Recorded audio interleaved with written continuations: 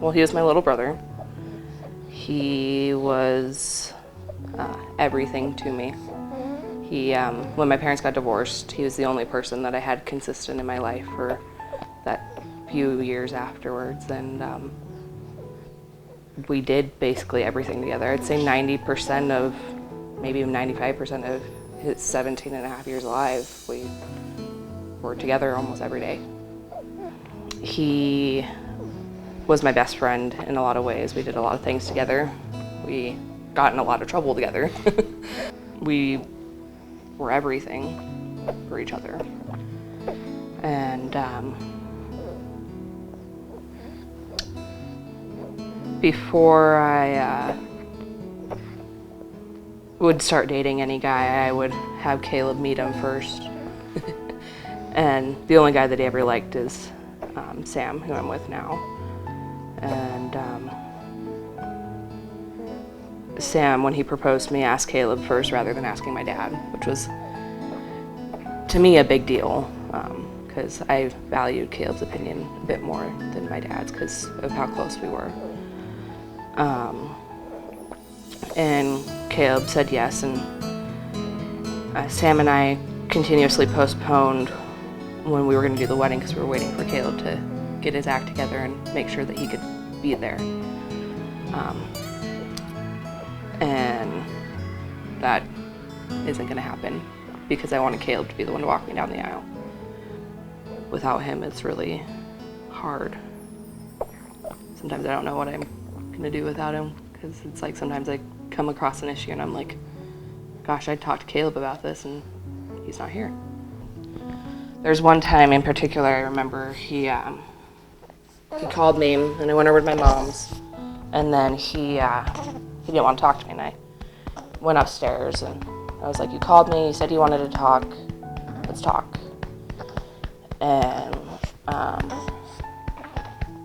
I was standing in the doorway and all of a sudden he started crying, and I went over to him and I said, what's going on? And he lifted up his jacket sleeve, and I had seen that he had been cutting himself, and I kind of panicked for a second. And I looked at him and I was like, why is this? Like, what is the reason behind this? And he said, because I feel like I'm hurting everybody else, and I don't want to hurt anybody else besides myself.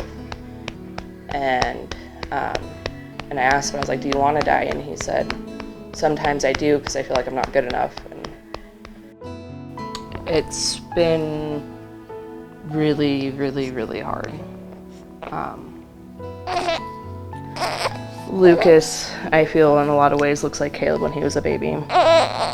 And so that gets hard from time to time because it's kind of a constant reminder, but it's also a blessing.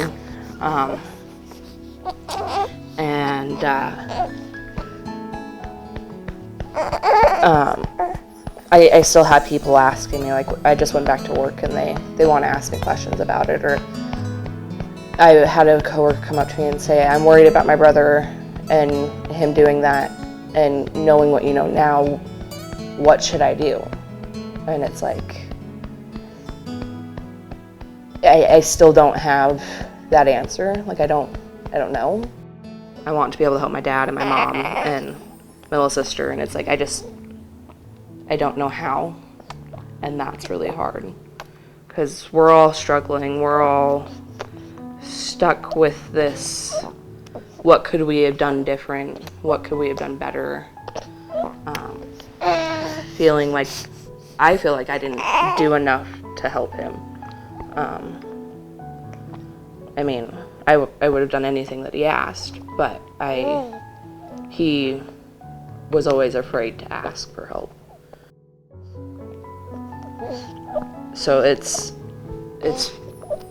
trying to push myself to keep going every day. I, from time to time, when I get extremely angry, will send messages to Caleb's Facebook and kind of write him letters and just yell at him in words that I'm upset and that I'm angry, I'm lonely. I think that was his biggest downfall, is that he felt like he caused people's upsetness and anger, but really we choose to be angry and choose to be upset. And Caleb just was always trying to find the answer to how can I not make this person angry? And the answer is you can't. But Caleb really wanted to please everybody. And I think if he knew now how everything is going and how everyone's feeling and how tore apart our family is, I think he would have a lot of regret.